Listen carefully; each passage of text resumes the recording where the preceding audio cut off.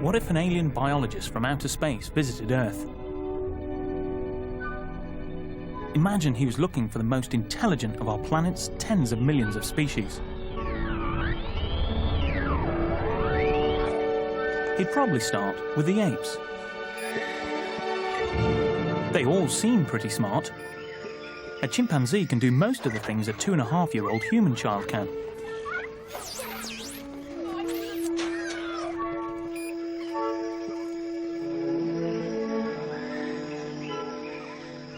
If he compared their DNA, our alien investigator would discover they're almost identical.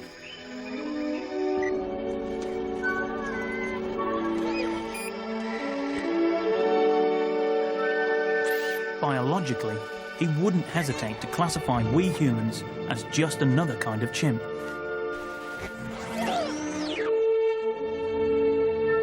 But if he'd stayed and watched the way humans live and behave, he'd soon have seen a huge gulf between our capabilities and those of all the other apes. He'd have seen billions and billions of us dominating the Earth. How did that happen? How did we, Homo sapiens, become so different? Ours is perhaps the strangest journey of all. This is the story of our evolution.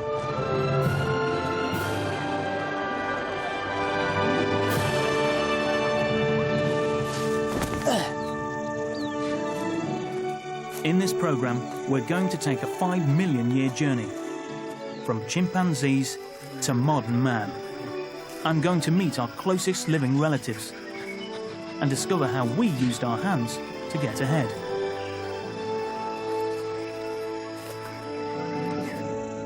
By following in our ancestors' footsteps, I'm going to see how we came up against some very serious design flaws. Why giving birth is so hard. Why for so many years we could do little more than grunt. And how talking is worth dying for. A risk that means that when we open our mouths to speak, there's a chance we can choke.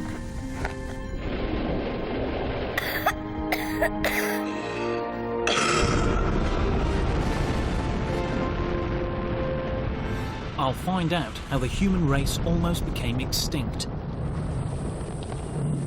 and what it was that saved us.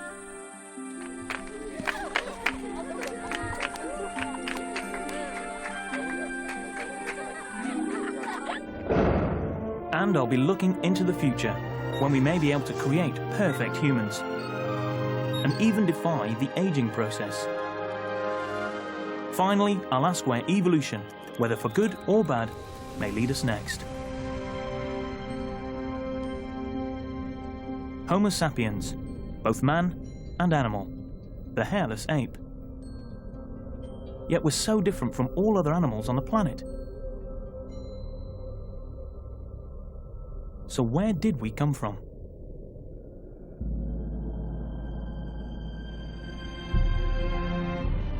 For thousands of years, we turned to the supernatural for the answer. But there is another explanation, that we slowly but surely evolved, just like all other living things. Science can explain everything that makes a human being, our behavior, our intelligence, even our culture, by the gradual course of evolution over millions of years. The big clues to our past come from these chimpanzees, our closest living relatives. Until 50 years ago, we wrote them off as dumb animals. But since then, we've had to change our tune. What do you want, beautiful? The more we study them, the more we realise just how much we have in common. There we go. And the resemblance isn't just skin deep. Bit of avocado and monkey nut.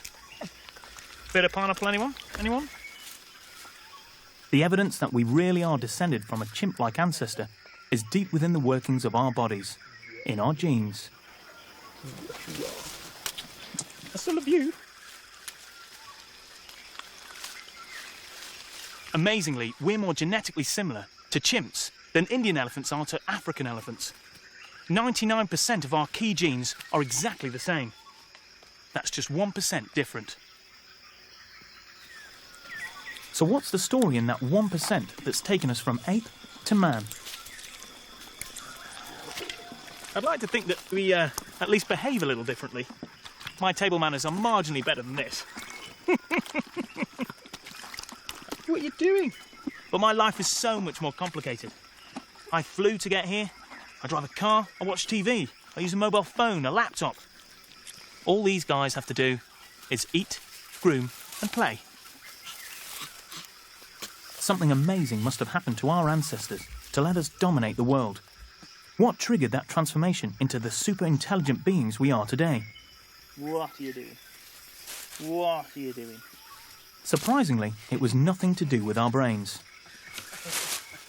Between 4 and 5 million years ago, our ancestors started to spend more time on the ground, and 2 different strategies emerged.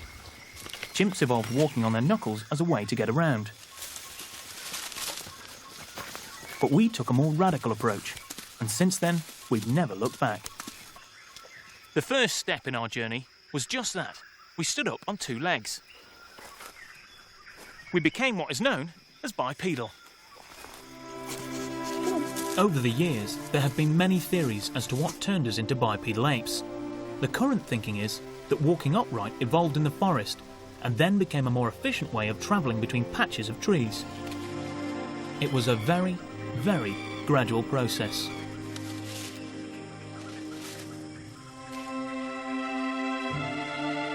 And at this point, we were no more intelligent than chimps. Our brain wasn't as big as it is today. 5 million years ago, it was much smaller, the same size as a chimpanzee's. So why was walking upright such a crucial step?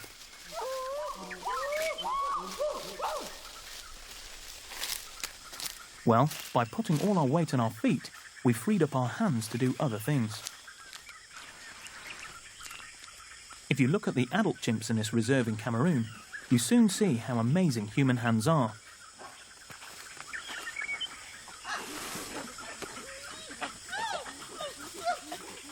All these chimps have been rescued from the bush meat trade. They're now looked after by Dudone here, who has a very special relationship with them.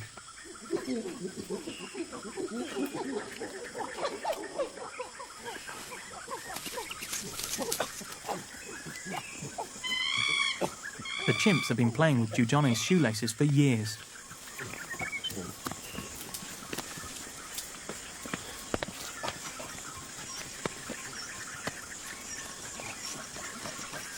There seems to be an element of competition here. The chimps never give up. They tie themselves in knots trying to get it right.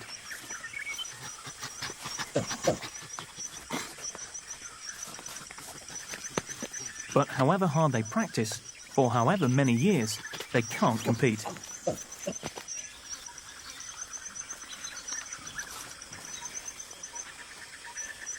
As you probably remember from being a kid, learning to tie your shoelace is more complicated than it looks, and chimps just don't have what it takes.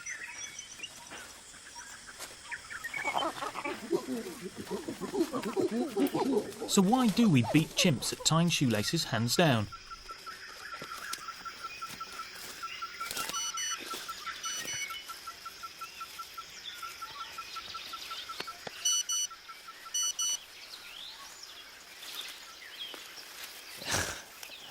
Thank you. We can control our hands with more precision than any other creature can. No, you're spelling it wrong.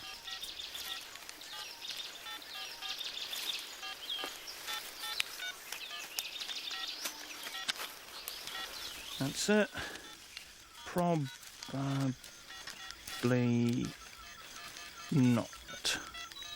It's because of our thumbs. My thumb compared to a chimp's is really long and very mobile. If you look at Goran's, he can't actually move his thumb and this knuckle here more than this.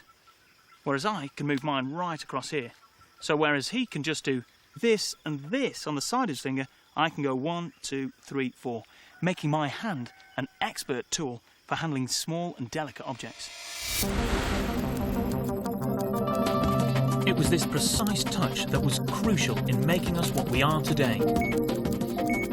We couldn't do any of this if we were still using our hands for walking.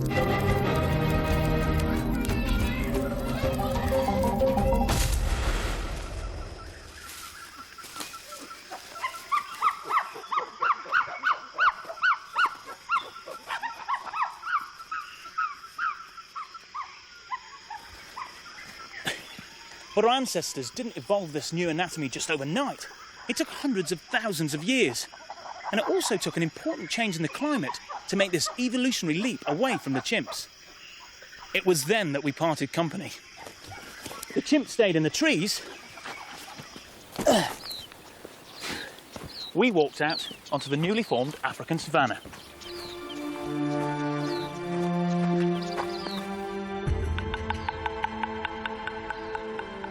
The climate change suited our ancestors very well.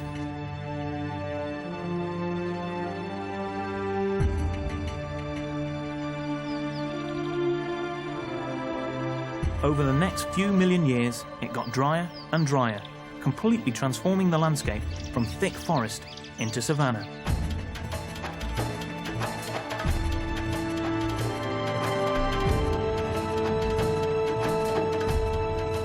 A new world to explore, and a world in which we made our next big breakthrough.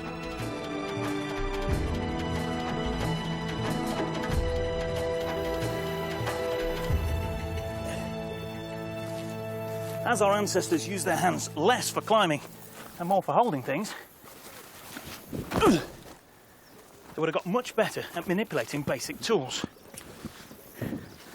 Some of the earliest tools thought to have been used by man have been found in caves just like this. All these tools were very simple, and also very similar. This was state-of-the-art technology 2.5 million years ago. This old bit of rock was actually a kind of ape-man penknife. Hard to believe, but it would have worked. This cutting edge almost matches steel. To be honest, it is very, very basic. But even more surprising is that no one came up with much in the way of improvements. This remained the state-of-the-art tool for 1 million years. Think how much modern technology, like the mobile phone, has moved on in just the last 10 years. Yet this stone tool didn't change for 1 million years. But that didn't mean the tool users were standing still. In all the time that this type of tool was in use, something was changing. The bodies of those ape men. And most importantly, their brain. It was slowly getting bigger, much bigger. A new brainier ape man was evolving, and he would be able to do much more than a chimp.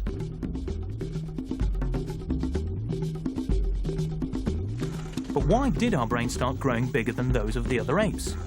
Well, once we'd left the trees for the plains, we had a new challenge to face. We weren't alone.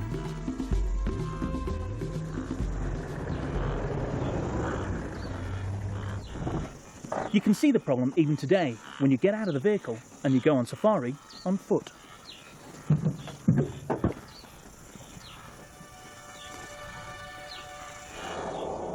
Taking a walk on the savannah on your own is asking for trouble, and it gets more dangerous the darker it becomes. Because this is the domain of the big cats.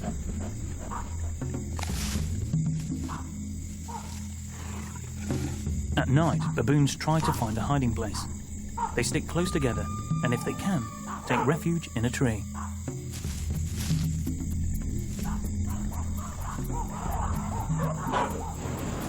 But when they hear a leopard coming, they still panic, because they can't see well at night.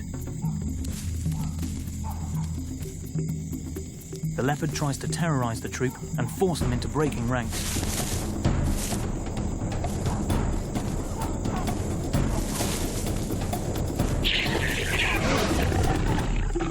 Once separated from the rest, a baboon's a sitting duck.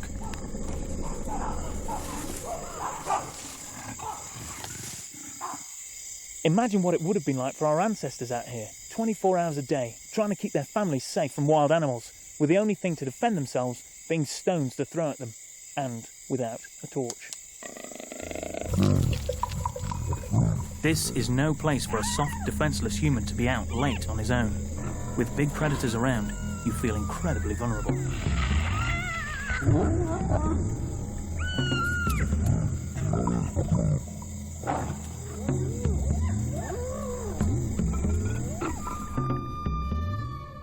Jumbo. Obviously, I'm not here on my own. I've got Michael here as well, and he's carrying what is considerably more than an ape-man's penknife. Okay, Michael, shall we go? What was that last sound? Because I think it was a devil.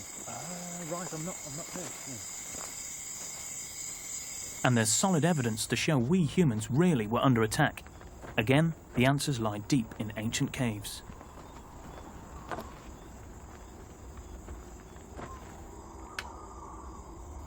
Ape-man skulls have been found with holes in them that exactly match the teeth of leopard, hyena and saber-toothed tiger. One cave contained the remains of over 300 baboons and 150 ape-men. Between 1 and 3 million years ago, our ancestors were being torn apart and eaten by big cats.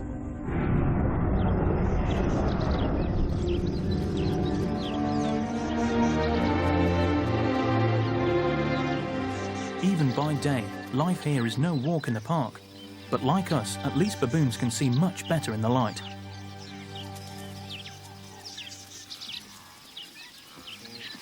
They live in large troops, which means many pairs of eyes to spot a threat, and more combined force to fight off a predator.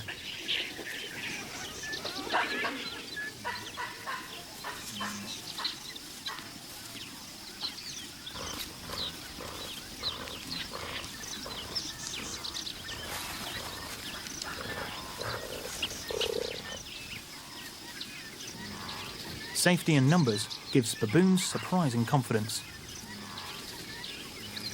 In fact, they're downright cocky.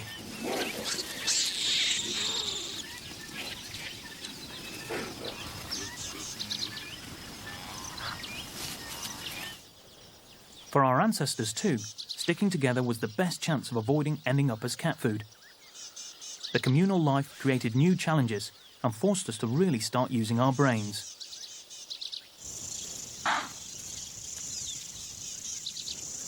Living together brings a whole new element, a social life. And the bigger your group, the bigger your social problems can be.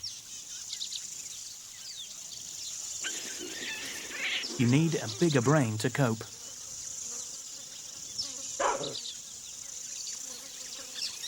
In a group, working at friendships and alliances is crucial. You need to remember who's who and what's what.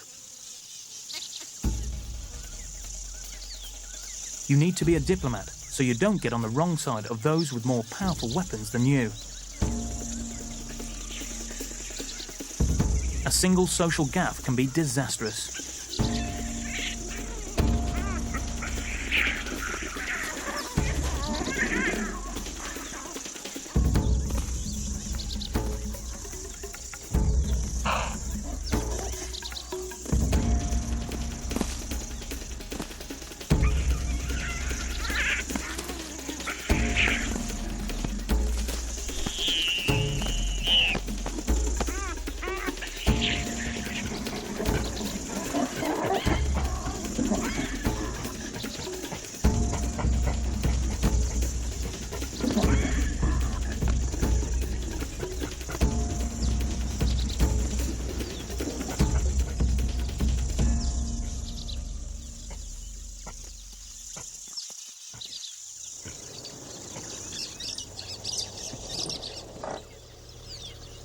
Just like baboons, as we began to live in larger groups for safety, so our brains evolved to cope. Our social skills became increasingly important, and our brains continued to get bigger, almost 4 times bigger, so our skulls had to get larger too.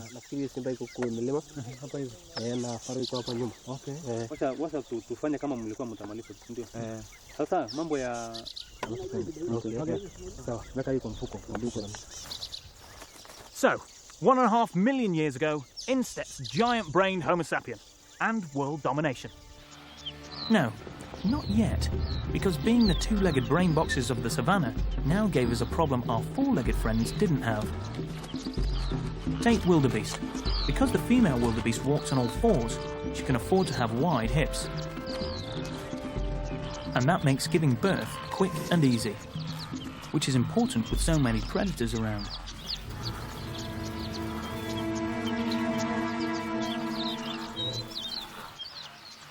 Although the baby wildebeest is big, its brain and its skull are quite small in relation to its body size, so it can slip out easily.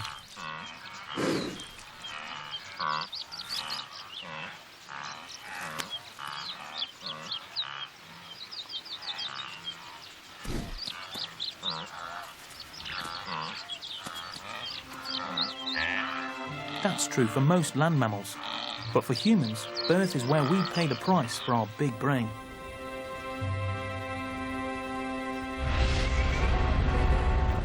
If we look at the physique of modern woman, we can see why.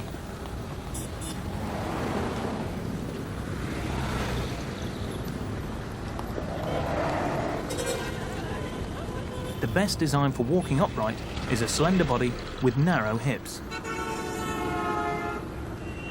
But narrow hips are the worst possible design for a big-brained human. This was perhaps the biggest stumbling block we humans faced in our whole journey of life. We were stuck.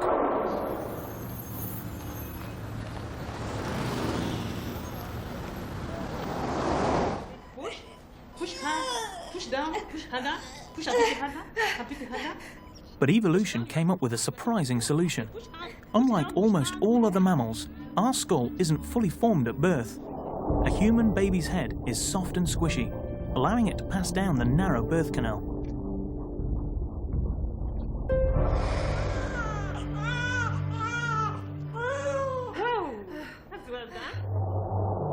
During the first 12 months of life, the bony skull plates gradually fuse together to protect it. In effect, we're all born premature.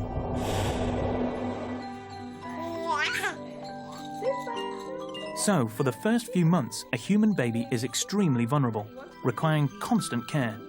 But the payoff, a giant brain, far outweighs the risk. It seems this is the only way that we can have a large-brained baby and hang on to the narrow hips we need for walking upright. Biological problem solved. Big brain man, Homo sapien, finally bursts out onto the scene somewhere here in East Africa around 300,000 years ago. And with his clever, complex brain, he was able to develop new technology that early ape man never had. Okay, admittedly they're still just little lumps of rock, but it's what they were doing with them that's really cunning. This hasn't been made by accident. It's been designed. This part here has been crafted specifically to attach to a handle. Plonk this on a stick, and what have you got? A spear. The perfect weapon for hunting. So man started developing a more sophisticated toolkit. As well as weapons, he designed a variety of scrapers and cutters for butchering meat. But then, there was this. A bit of crumbly rock. Well, believe it or not, this led to the great masterpieces of the future. This led to the Mona Lisa. Watch.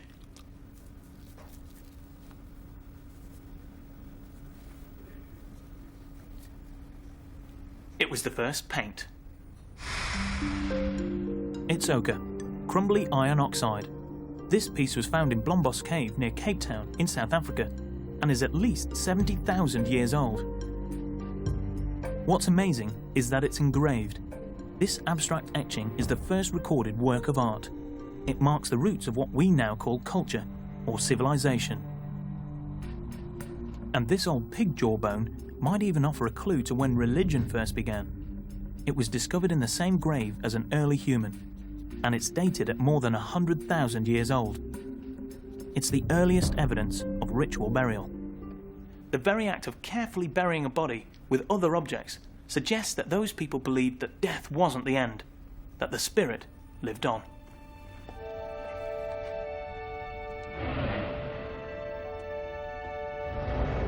Now, for the first time, we can say that these weren't ape men. They were people who thought like you and me. It led to human civilization.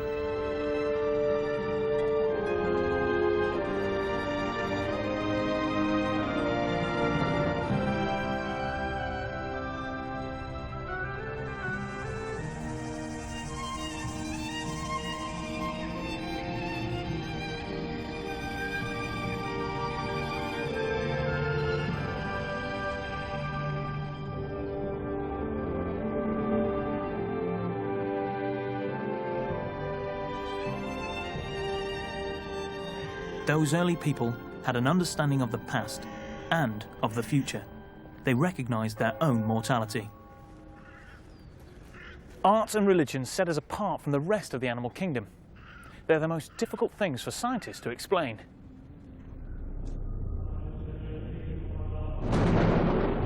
This is when some believe that only a divine spark could have made us truly human.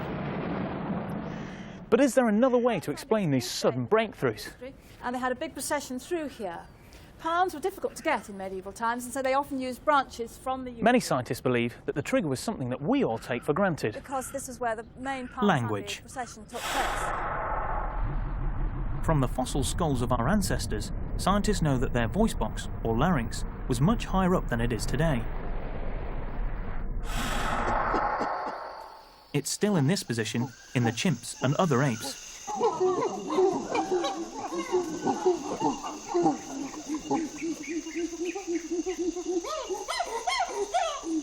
If this was still the same for us, apart from the odd grunt or two, we wouldn't have the power of The speech. main Palm Sunday procession took place. but around 200,000 years ago, our larynx dropped to where it is today, allowing us to make more complex sounds. This is when we started to talk. And now we're going to look at the cloisters. Would you like to follow me this way? But why is talking so important to the story of the human race? You can get a clue by going back to West Africa.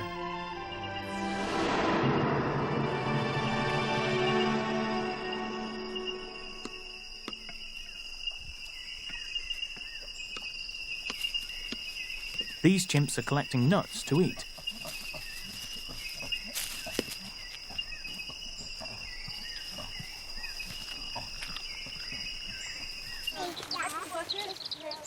Children also gather nuts, but not to eat, to play with. Remember collecting conkers?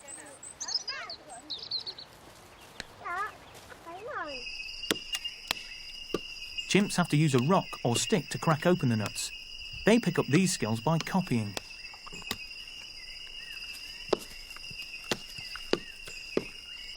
The young ones watch their mothers closely and receive an odd tidbit to keep them concentrating on the job.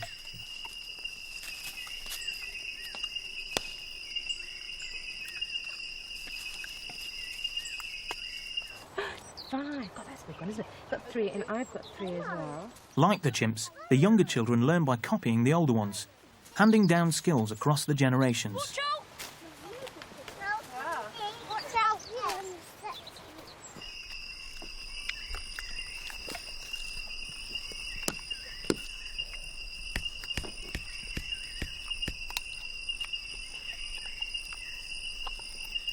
The difference is that it can take a young chimp 6 years to perfect its nut-cracking technique.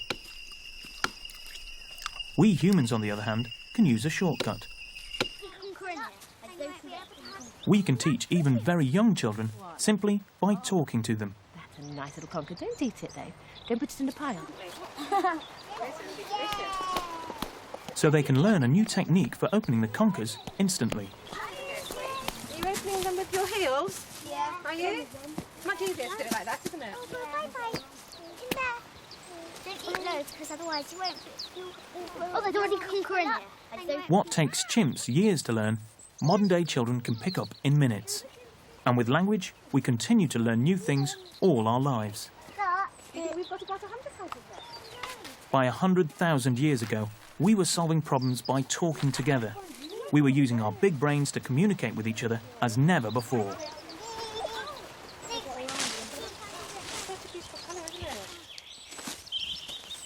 So, we were hugely brainy. We could talk. We were perfect. No, not so. Talking gave us another big biological problem. And this one still hasn't been solved.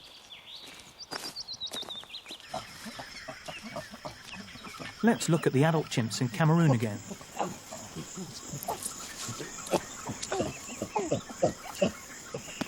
Chimps breathe mostly through their noses and hardly ever through their mouths. They use their mouths almost entirely for feeding, so air goes down one way, food another. But for humans, it's a different story. For us, it's more complicated. Remember as a child you were told not to talk with your mouth full? Well, there's a very good reason for this. To talk, we have to breathe through our mouths as well. So we use the same opening for talking, eating, drinking, and breathing. Happy birthday to you. Happy birthday to you. Most of the time, this works out fine. But sometimes, things go down the wrong way with tragic results.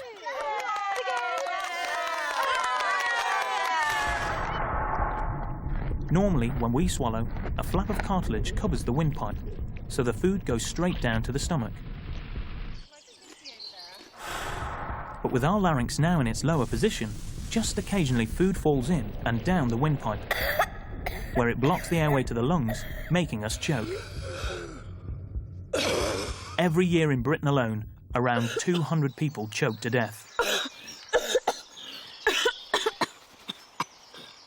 Talking has been so critical to our evolution that it's even worth the risk of dying for.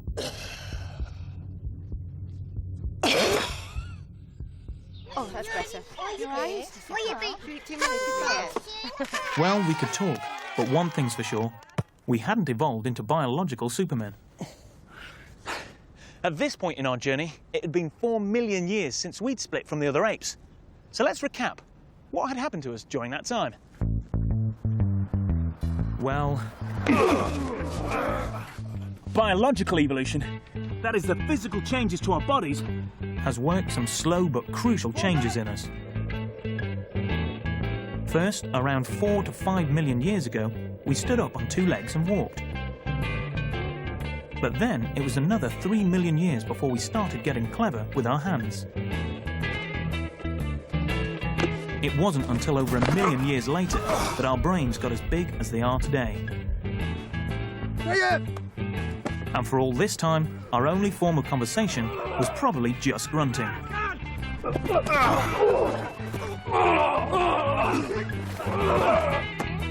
It wasn't until very recently, around 200,000 years ago, that our larynx began to drop, which led to modern language.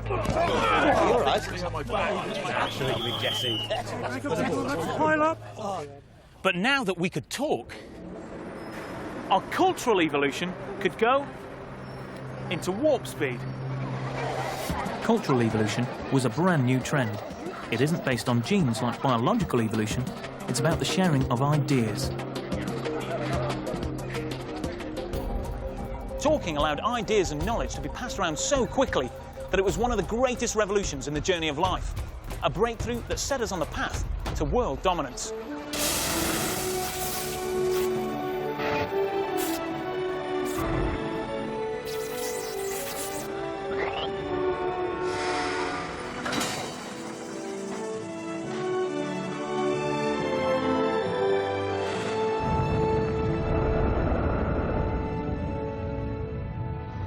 But the story isn't over yet.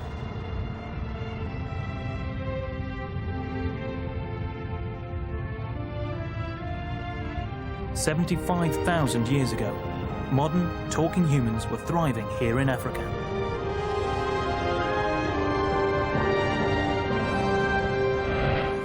They had the anatomy which allowed them to speak, and they were sharing ideas. Modern man with a modern brain. Us. But at that precise moment, when they had so much to look forward to, disaster struck.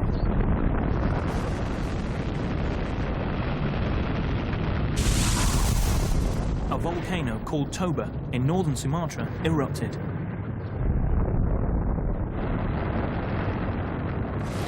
This would have been the loudest noise ever heard by man.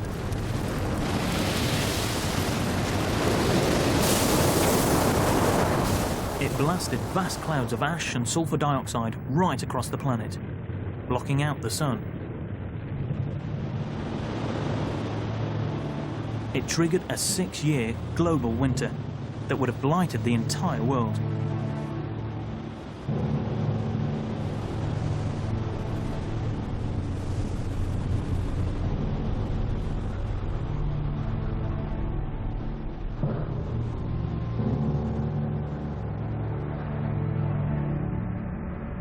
In Africa, 4,000 miles away, drought and famine would have followed.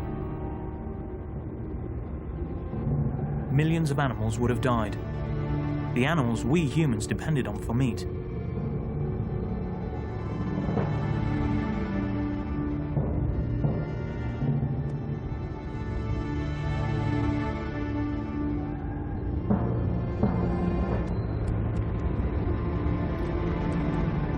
Those early Homo sapiens, too, must have been decimated. Because of one freak act of nature, our ancestors nearly became extinct. DNA evidence suggests that perhaps as few as 1,000 people were left. Which could mean that all 6 billion of us alive on Earth today are descended from those 1,000 survivors in Africa.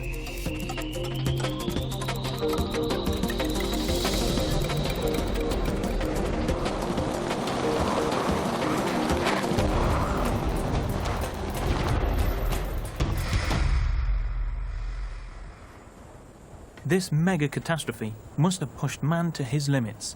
So how did he survive?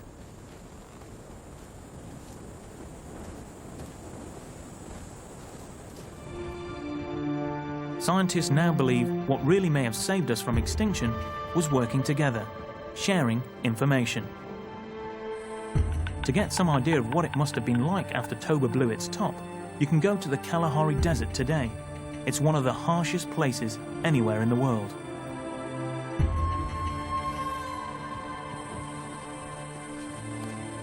But even here, there is water and food, if you know where to look.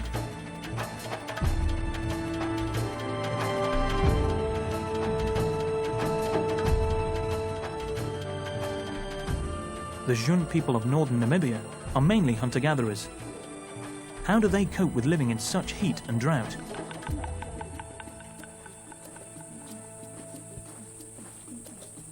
Most importantly, they never remain isolated as a single group for long. They regularly walk for 2 to 3 days across the desert to visit different family groups. It may have been months since they last saw each other.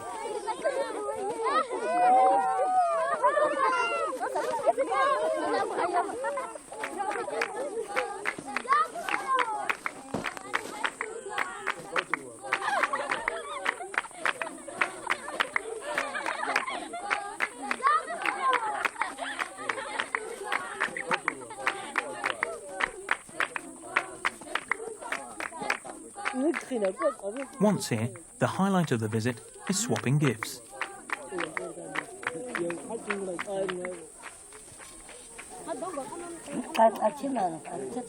They do it not only to cement the bonds of friendship, but also to secure cooperation and the sharing of ideas. And out here, what your neighbours choose to tell you could well save your life. They may know where the best water sources are, or good fruiting trees, or the new hunting grounds. And of course, they can tell you the gossip. Without this regular exchange of knowledge, different villages could become isolated, and without outside help, even die out. It's now thought that it was our ability to talk and help each other in a hostile world that saved us from extinction after Toba erupted. It's encouraging to think that the very existence of the human race may owe more to cooperation than to conflict.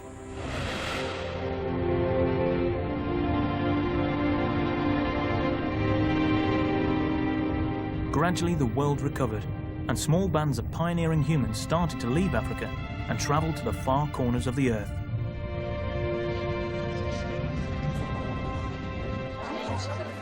By now, we humans weren't just talking and sharing ideas, we were working together as never before, and cultural evolution was spreading around the globe.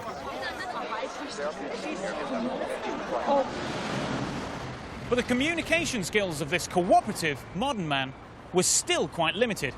After all, the only way he had of sharing ideas was by talking. Do either of you know where the Natural History Library is? Although telling other people what you know through speech is still vital to man today, The Natural History Library. there's only so much knowledge any individual can store in his memory. You don't know where the Natural History Library is, do you? Yeah, Natural History one. Have you heard of it? And no one person can know everything. Hi, mate. Sorry, I'm lost. I'm looking for the library. The library, yeah, round here, up Park Street, round. If someone dies without passing on their ideas and culture, those ideas are lost forever. Unless, of course, they've been written down.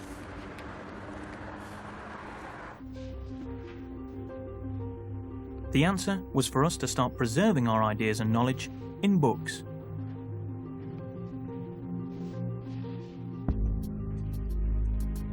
And it was only with the advent of recorded information that our new cultural evolution could accelerate again.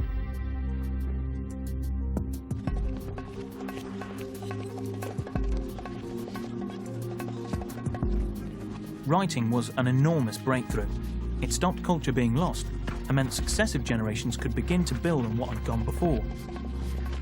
No one could remember how to make a space rocket, but once it's written down, that information is accessible to multitudes. For 2,500 years, we saved our precious culture in our books. But the amount of knowledge accessible through a computer adds up to all the books in all the libraries in all the world. We might have left this guy behind 5 million years ago, but it's only been in the last few decades that our big brains have made this quantum leap forward in information transfer. In the age of the internet, anyone, anywhere on Earth can tap into this massive central fund. Back at the Forest Reserve in Cameroon, Giordani can search the web and get hold of all the same stuff as I can.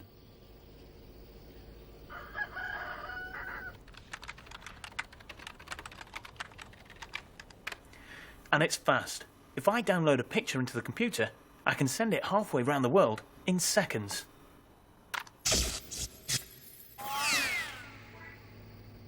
Never before have ideas spread so widely, so quickly, whether for business, education, or purely for pleasure.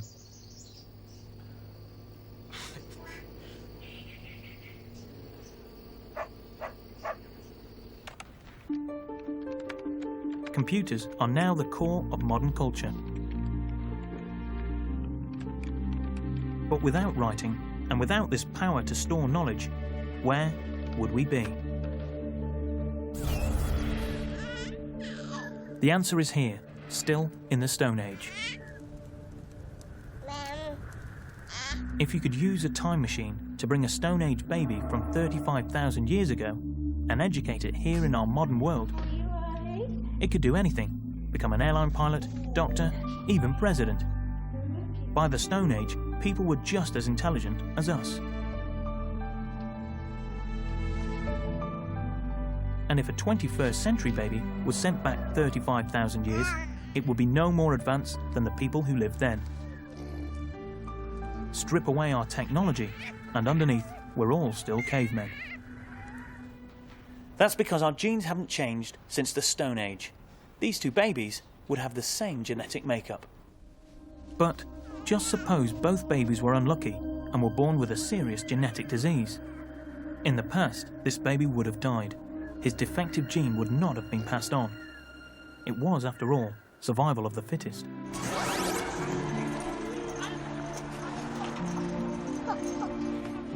Today, though, modern medicine is so advanced that many of us can live on despite our problem genes.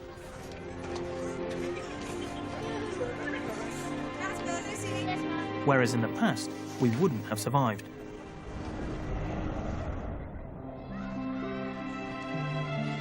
And that is affecting our evolution. Now, without the force of natural selection, those problem genes will become more and more widespread within us.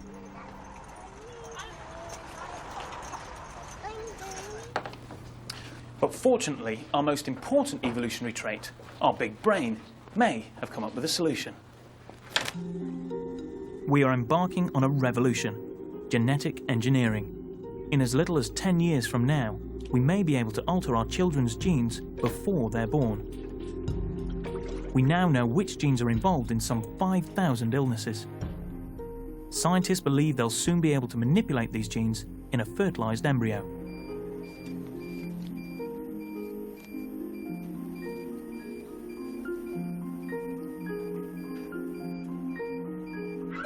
So, for the first time in the history of man, our children and their children could be free of genetic illness and disease.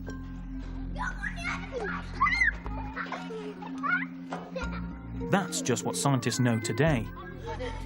And remember, cultural evolution works faster, faster, and faster. Once scientists have the power to cure these illnesses, what else may they do with that knowledge in years to come?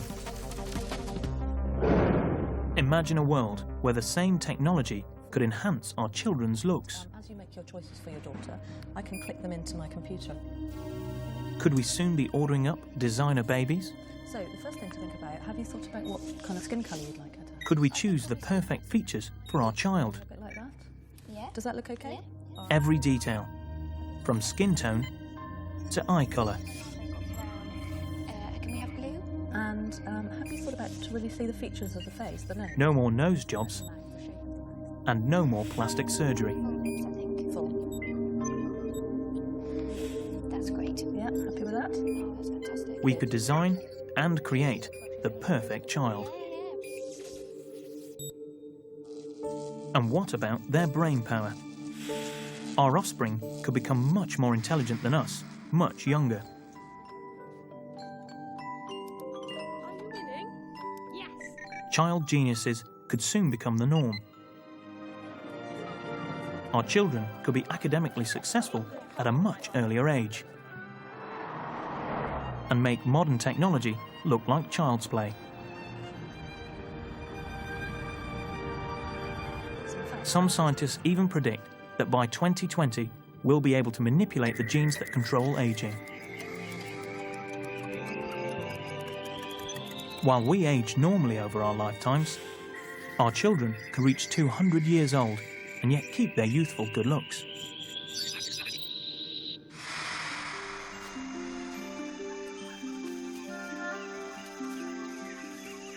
We've come a long way from the chimps. Amazing considering there's only that crucial 1% difference in our genes.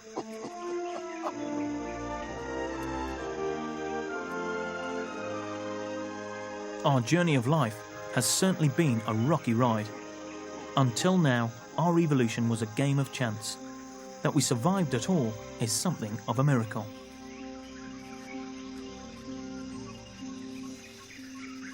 Of course, no one can really know for sure how much further away from chimps we'll go.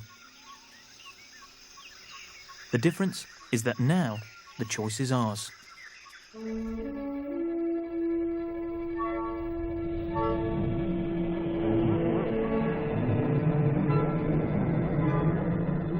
So what might that space-age biologist find if he came back to Earth in the future? If he visited the apes again, he might get quite a surprise.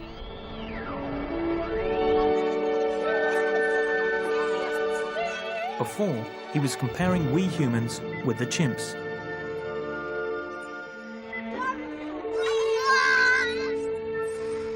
But if he now looked at the chimps, and then at me, the unmodified man of today, then at the new super Homo sapiens of the future, he might well see a greater difference between me and the superhuman than he saw before between me and the chimps. He might think we were three equally different kinds of ape. No one can really predict what path we'll take in the future, but one thing is for certain. For the first time in the history of life, we can control our own evolution. Whether we choose to or not, we now have the knowledge and power to determine our biological future, our own journey of life.